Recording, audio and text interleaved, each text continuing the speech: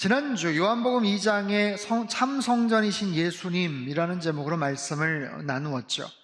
주님께서 우리의 참된 성전임을 우리가 알게 되었습니다.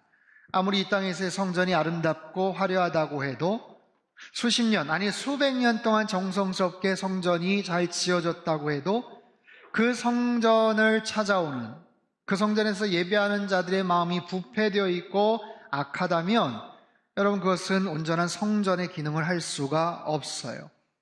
오히려 그 성전이 회파되고 사라진다고 해도 예수님만이 참된 성전이기 때문에 예수님을 통해서 우리는 하나님을 만날 수가 있고 또 그곳이 거룩한 지성소가 될 수가 있는 것이죠. 놀라운 것은 더 나아가서 그 주님의 임재가 우리 안에 거할 때, 우리 안에 임하실 때 우리가 거룩한 성전이 될 것이다 라고 말씀을 하세요. 여러분, 과연 우리가 어떻게 하나님의 거룩한 성전이 될 수 있을까요? 우리의 부패하고 또 여러 가지 인간적이고 정욕적인 우리의 모습이, 우리의 심령이 누구보다 내 자신을 내가 잘 아는데 어떻게 하면 하나님의 거룩한 성전이 될 수가 있을까? 어떻게 하면 우리가 거룩한 모습으로 변화될 수가 있을까? 그런 취지에서 오늘 요한복음의 말씀 대신에 거룩함의 비결이라는 제목으로 말씀을 전하고자 합니다. 자, 먼저 거룩이란 단어를 한번 살펴보죠. 여러분, 지난 일주일 동안 TV나 신문, 인터넷 아니면 여러분 세상 속에서 살아가면서 이 거룩이란 단어를 단 한 번이라도 사용하셨거나 들어보신 적이 혹시 있습니까? 거의 없을 거예요. 거의 없어요. 분명히 일상에서 존재하는 단어이지만 사용하지 않는 단어가 바로 이 거룩이란 단어입니다. 교회 안에서만, 성경을 통해서만, 기독교인들만의 단어이고 지극히 종교적인 용어이죠. 하지만 성경에서는 대단히 중요한 개념이에요. 하나님께서는 더군다나 거룩해지라고까지 말씀을 하시죠. 과연 어떻게 그것이 가능할까? 그 개념에 대해서 먼저 한번 살펴보죠. 자, 거룩의 정의. 구약에서 말하는 이 거룩이란 단어는 분리, 구별, 초월, 그런 뜻을 갖고 있어요. 카도시라는 히브리어인데 이것은 속된 세상과 나의 일상을 분리하는 거예요. 세속적인 인간의 모습과 내 자신의 본성과 분리하고 구별을 하는 거예요. 더 나아가서 초월의 의미를 갖고 있습니다. 즉, 절대자 하나님의 존엄성, 창조주의 위엄과 영광을 지칭할 때 사용하는 그런 단어이고 개념이죠. 인간의 마음이나 생각이나 행동이나 인생과는 완전히 질적으로 다른, 아니 차원이 다른 초월적인 개념으로서의 단어가 바로 거룩입니다. 신약에서는 하기오스라는 단어를 쓰는데 그것을 통해서 거룩한 존재, 거룩한 성전, 거룩한 안식일, 신약 성경에서 교회를 통해서 거룩한 성도들, 거룩한 무리들, 이제 그럴 때 지칭하는 그런 단어이기도 합니다. 이 거룩이라는 개념은 사실 하나님의 가장 중심된 속성이고 신적인 단어이죠. 여러분, 인간은 결코 스스로 거룩해질 수가 없어요. 초월이라는 개념도 가당치도 않고 분리나 구별도 여러분 일상에서 그렇게 쉽지 않습니다. 그럼에도 불구하고 하나님께서 이 단어가 중요하다고 말씀을 하시고 심지어는 우리가 거룩해질 것을 하나님은 명하고 계시죠. 레위기 19장 1절에서 2절까지 말씀 같이 한번 읽겠습니다. 시작. 여호와께서 모세에게 말씀하여 이르시되 너는 이스라엘 자손의 온 회중에게 말하여 이르라. 너희는 거룩하라. 이는 나 여호와 너희 하나님이 거룩함이니라. 너희는 거룩하라. 자, 이 말씀은 구약의 말씀이고 특별히 정말 이스라엘 백성들에게 주신 특별한 정황에서 나온 말씀이다 라고 그냥 넘어가고 싶은데 신약에서도 이런 말씀이 나와요. 데살로니가전서 4장 3절 말씀입니다. 같이 읽죠. 시작. 하나님의 뜻은 이것이니 너희의 거룩함이라. 아멘. 우리가 거룩해지는 것이 하나님의 뜻이라고 말씀을 하세요. 하나님이 거룩하시니 우리도 거룩해져야 된다라고 말씀을 하세요. 자, 그렇기 때문에 현실적인 고충이 있어요. 우린 내 자신을 너무 잘 아는데 거룩이란 단어와 그 개념을 우리가 알수록 이것이 절대로 하나가 될 수 없음을 우리는 너무나도 잘 아는데 나랑은 너무나도 거리가 먼 그런 개념이고 단어인 것 같은데 과연 우리가 어떻게 하면 거룩해질 수가 있을까? 이것이 과연 가능할까? 여러분 잘 보세요. 거룩함이라는 것은 구원받은 성도들과 관련된 그런 용어이고 개념이에요. 믿지 않는 사람들, 그냥 세속적인 열망 속에서 그렇게 욕망대로 살아가는 사람들에게는 전혀 상관하지 않아도 되는 그런 개념입니다. 하지만 우리들이 주님의 자녀가 되고 구원받은 성도로서 살아간다면, 하나님의 자녀가 되었다면 하나님과 새로운 관계가 형성이 되는 거예요. 영접하는 자, 곧 그 이름을 믿는 자들에게는 하나님 아버지의 자녀가 되는 권세를 주셨다고 말씀을 하셨잖아요. 근데 그 권세라는 게 단지 예수님 믿고 내가 천국 간다, 복 받는다가 아니라 새로운 관계를 통해서 이제는 하나님을 향한 새로운 관심이 열리게 되고 생기는 거죠. 아니, 나를 자녀 삼아 주셨다는 그분은 도대체 누군가? 그 하나님은 어떤 존재인가? 하나님은 무엇을 원하시는가? 나에 대해서 새로운 관심이 생기는 거예요. 이제 내가 하나님의 자녀라는데, 구원받은 존재라는데 앞으로 나는 어떻게 살아가야 되는가? 나는 무슨 목적으로 의미를 가지고 살아가야 되는가 하는 것이죠. 여러분, 인간이라면, 사람이라면 누구나 다 가장 소중한 그런 우선순위, 가치들이 있어요. 성공을 추구하고 행복을 추구하고 삶의 자유와 기쁨과 또 여러 가지 건강과 같은 그런 단어의 우선순위를 두고 그렇게 열심히 우리들은 살아가죠. 그렇다면 성도들의 관심은 무엇이어야 될까요? 크리스천들의 관심은 무엇이어야 될까요?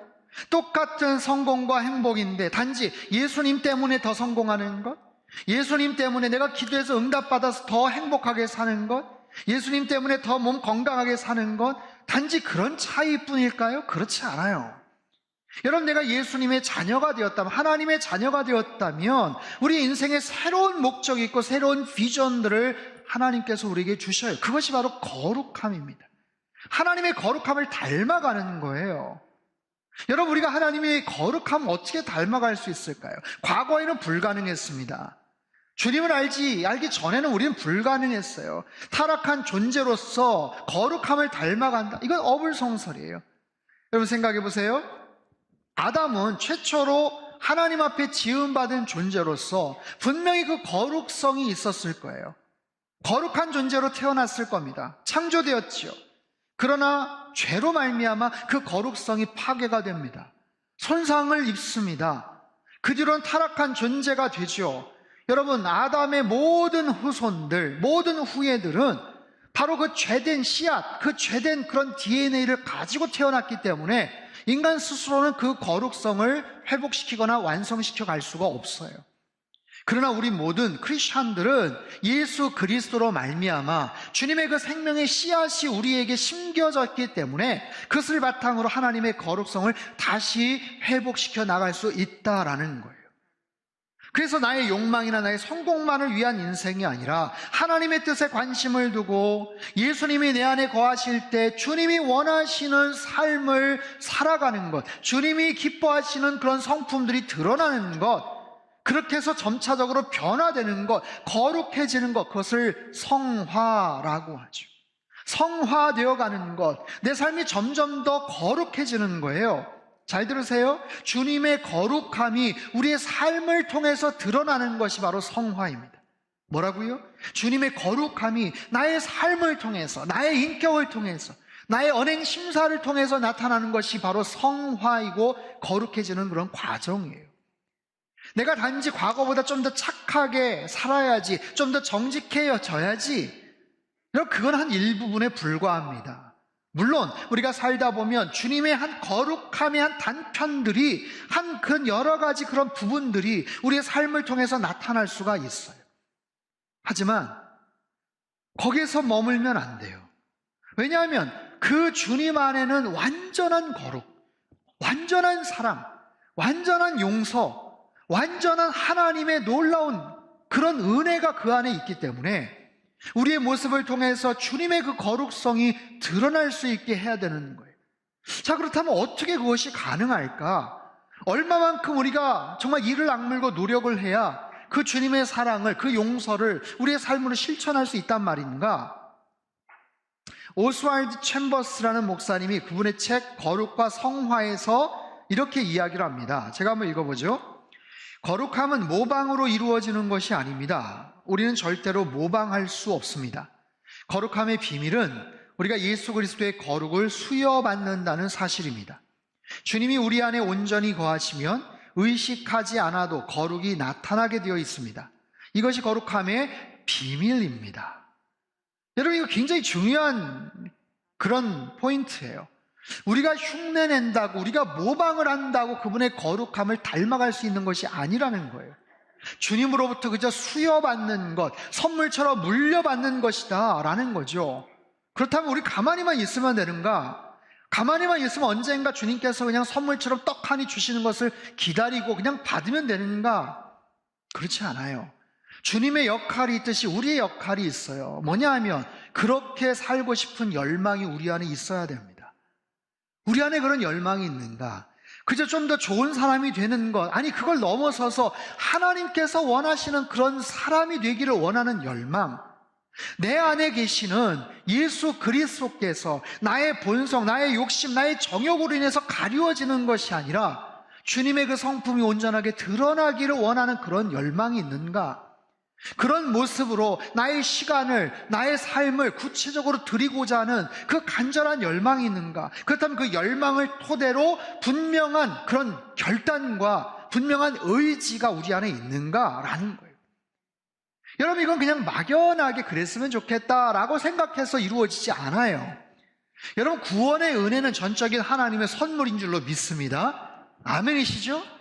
구원의 은혜는 하나님의 선물이에요. 마찬가지로 거룩함의 열매도 하나님의 선물인 줄 믿습니다. 하나님께서 우리에게 허락해 주시는 선물이에요. 다만 그렇게 되기를 원하는 간절한 열망이 우리 안에 있어야 되고 거기에 뒤따르는 구체적인 결단과 삶의 의지, 그리고 거룩한 습관들이, 행동들이 뒤따라야 된다라는 거죠. 내 삶을 통해서 반짝반짝 잠깐 비춰지는 그런 조각과 같은 거룩성이 있어요. 야, 내가 그때 참 잘했지. 내가 참 잘 참았지. 아유, 내가 그거 안 쓰고 그렇게 어려운 사람들 위해서 그렇게 도와주길 참 잘했지. 그 거룩성이 하나의 조각입니다. 일단 살아가면서 주님의 영광을 부분적으로라도 드러낼 수 있는 그런 일들이 분명히 있을 거예요. 완벽하진 않지만, 하지만 그런 부분이 반짝 있다가 사라지지 않도록, 더 지속되도록, 더 자주 반복되도록, 그리고 어떤 영역에서만 나타나는 것이 아니라 더 온전한 하나님의 온전성 속에서 더 성숙해지고 더 무르익을 수 있는 그런 모습으로 살아갈 수 있는 것, 그것이 하나님이 기뻐하시는 거룩성의 온전한 그런 모습이죠. 그러려면 내 자신을 결단하고 부단하게 내 시간과 삶의 영역들을 그분 앞에 드려야 돼요. 오늘 본문의 말씀처럼 말씀과 기도로 훈련하는 거예요. 말씀으로, 그분의 말씀으로 나의 삶을 채우는 거예요. 기도를 통해서 그분과 인격적으로 계속해서 교제를 누리는 거예요. 그분과 계속해서 끈을 이어나가는 거예요. 그렇게 함으로 인해서 일주일이면 우리 주변에 외부적으로 수도 없이 찾아오는 죄된 유혹들을 우리는 차단할 수가 있어요. 외부에서만 옵니까? 나의 내면에서도 내적인 여러 가지 욕심과 죄된 그런 본능들이, 충동이 계속해서 일어나는 것, 그런 부분들을 계속해서 억제하고 누를 수 있는 거예요. 그러면서 점차적으로 주님의 거룩성을 닮아갈 수 있다는 거죠. 자, 오늘 본문은요 4장 4절과 연결해서 봐야 돼요. 4절과 5절 같이 함께 읽도록 하겠습니다. 시작. 하나님께서 지으신 모든 것이 선하매 받으면 버릴 것이 없나니 하나님의 말씀과 기도로 거룩하여짐이라. 자, 보세요. 하나님께서 지으신 모든 것들은 그 자체가 다 선한 거예요. 인간이 어떤 악한 마음을 가지고 악용을 하느냐, 잘못 왜곡을 시키느냐, 그게 문제지, 하나님이 만드신 모든 것들은 그 자체로 선해요. 그래서 감사함으로 받으면 버릴 것이 없는데, 그럼에도 불구하고 우리가 그것이 무엇이든 어떻게 사용을 하든 말씀을 통해서, 기도를 통해서 더욱더 거룩해질 수 있더라라는 거죠. 우리 인간도 마찬가지입니다. 말씀과 기도를 통해, 더군다나 하나님의 은혜가 그곳에 임한다면 만물이 다 거룩해질 수 있는 것처럼 우리 자신도 마찬가지예요. 하나님의 말씀을 통해 하나님의 정말 간절한 모습으로 주님 앞에 기도하는 과정들을 통해서 우리가 점차적으로 변화되고 거룩해질 수 있다. 하나님께 사도 바울을 통해서 주신, 여러분 거룩함이 꼭 이것만은 아니겠지만 굉장히 중요한 그런 방법임을 우리에게 가르쳐 주셔요. 두 가지, 말씀과 기도예요. 말씀을 통해서 우리들이 거룩해집니다. 여러분, 이 말씀은 하나님의 뜻과 생각을 가리키죠. 하나님의 입에서 나오는 모든 말씀을 가리키죠. 여러분, 성경이 아니면 우리가 어떻게 하나님의 말씀을 알 수가 있어요? 성경이 아니면 우리가 하나님이 어떤 분이신지를 알 수가 있겠어요? 성경이 아니면 하나님이 어떤 생각을 갖고 계시는지, 무엇을 싫어하시는지, 무엇을 기뻐하시는지 우리가 어떻게 알 수 있어요? 성경이 아니면 하나님의 의도와 계획을 우리는 절대로 알 수가 없어요. 욥이 왜 그런 어려운 고난을 받았는지, 요셉은 왜 그렇게 힘들게 옥살이를 했는지, 다니엘은, 사무엘은, 또 모세와 다윗은 왜 그런 모습으로 살았는지 우리 말씀을 통해서 하나님의 큰 계획과 의도를 깨달을 수가 있는 거죠. 여러분, 이 하나님의 말씀이 우리에게 주어졌다는 것은 얼마나 큰 축복입니까? 이 말씀이 아니면 하나님을 알 수가 없어요. 아무리 경건한 마음, 신심을 가지고 뭔가를 향해서 기도한다고 한들, 여러분, 과거에 우리 조상들, 우리 어머님들, 과거에 하나님을 알지 못했지만 마음속에 경건한 마음이 있어요. 신심이 있어요. 그러다 보니 성황당 앞에서도 절을 하고 정한수 떠놓고 기도를 하고 간절하게 어떤 그런 애정을 가지고 뭔가를 하지만 도대체 그 실체가 누구인지, 그 하나님이 누구인지를 알 수가 없었던 것이죠. 그러나 우리가 이 말씀을 통해서 하나님이 어떤 분이신지를 알아가는 거예요. 여러분, 말씀 자체, 말씀은 곧 하나님이시죠. 말씀이 하나님이에요. 그래서 우리가 자꾸만 하나님의 말씀을 읽다 보면 그분을 자꾸만 알아가고 그분을 닮아가는 거예요. 본질에 가까이 가면 우리는 영향을 받습니다. 변화를 받습니다. 여러분, 불을 가까이 하면 우리는 따뜻해지고요, 물을 가까이 하면 우리의 몸이 젖는 것처럼 생명의 본질 되시는 하나님을 더욱더 가까이 하면 그분을 알아가게 되고 또 그분을 점차적으로 닮아갈 수가 있는 거예요. 두 번째, 기도로 이야기를 하시죠. 기도.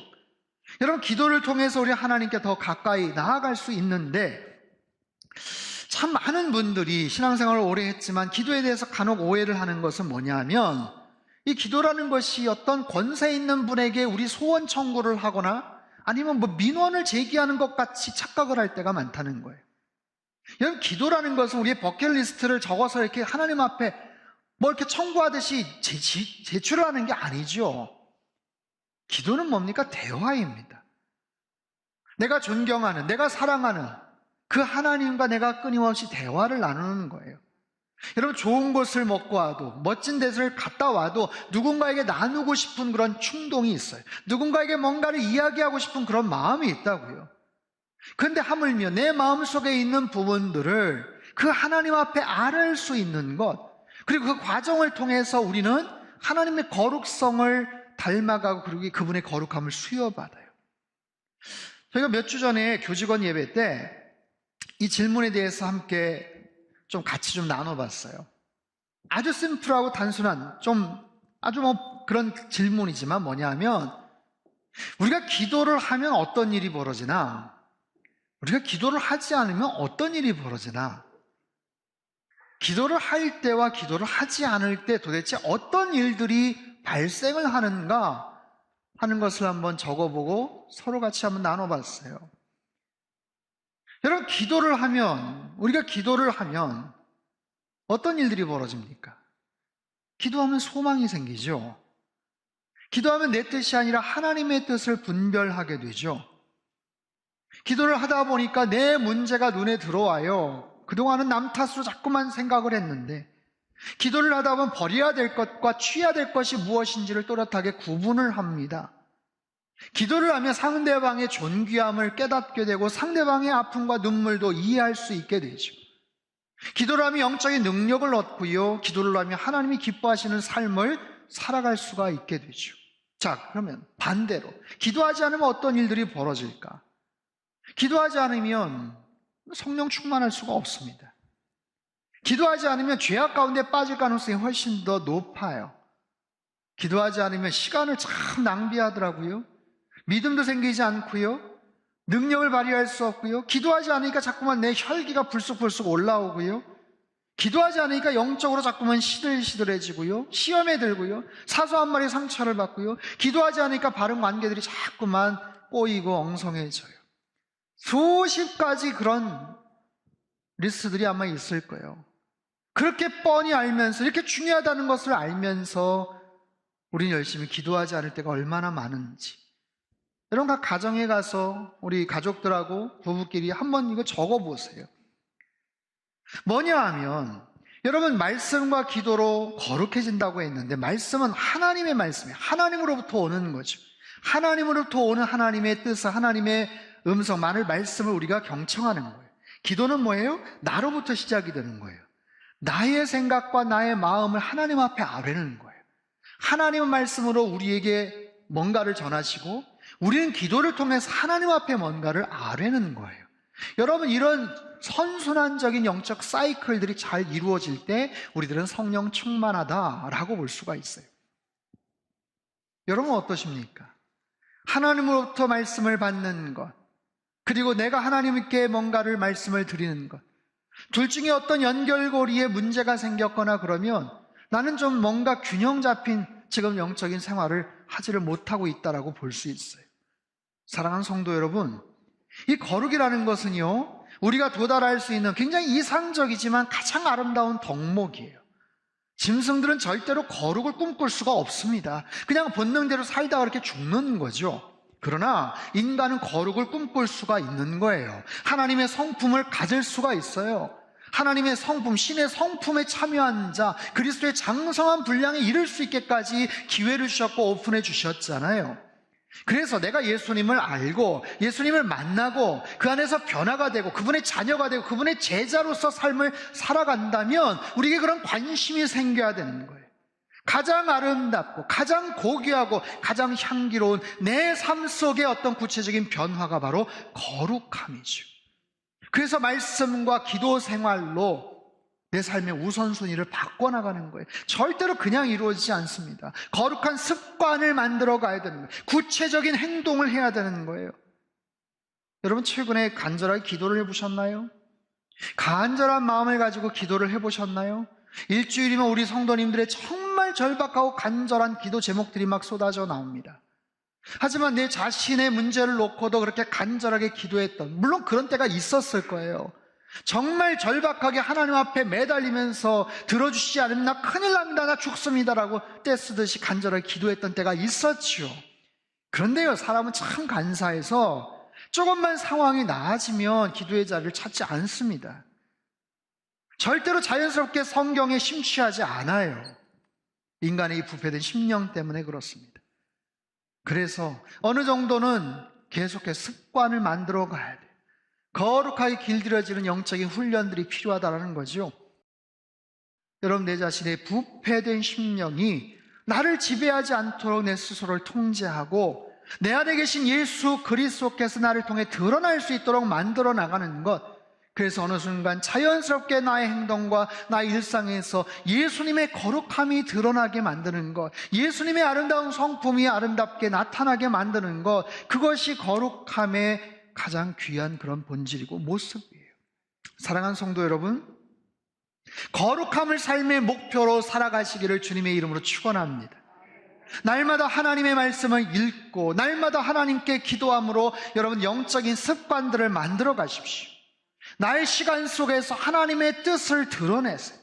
나의 성품 안에서 예수님의 아름다운 거룩성과 그 성품을 드러내세요. 나의 말과 행실에서 예수님의 마음과 사랑을 나타내세요.